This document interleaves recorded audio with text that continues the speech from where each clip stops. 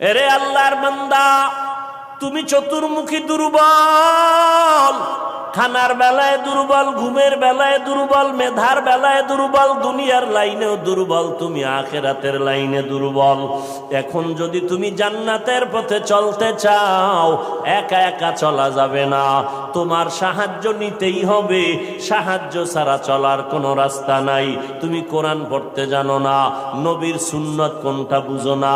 এখন যারা সুন্নত জানে, কোরআন জানে, তাদের কাছে যেতেই হবে। ওলামায়ে আহলে হকের পরামর্শ ছাড়া চলার উপায় নাই। সাহায্য ছাড়া চলা যাবে না। সাহায্য তুমি কার থেকে নিবারে বাবা? এমন একজন থেকে সাহায্য নাও যার মধ্যে কোনো অভাব নাই, যার পেছনে কোনো স্বার্থ নাই। দুনিয়াতে নজর করে দেখলাম স্বার্থ ছাড়া কোনো মানুষ দুনিয়াতে নাই। আছে? অভাব ছাড়া কোনো মানুষ নাই। বরং টাকা যার যত বেশি, তার অভাব তত বড়।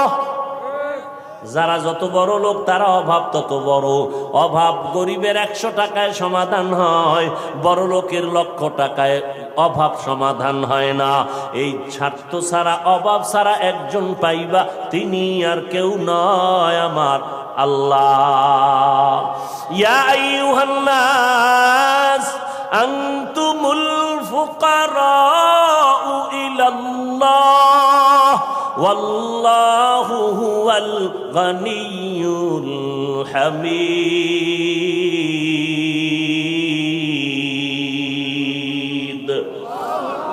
गर तवक्कुल मी कुनी हर सुबह शाम, मेरा सनद रिज़्क़ तू अज़ला मकाम। বাহাদুরি করিও না রে বাবা, অন্যের সাহায্য ছাড়া চলা যাবে না।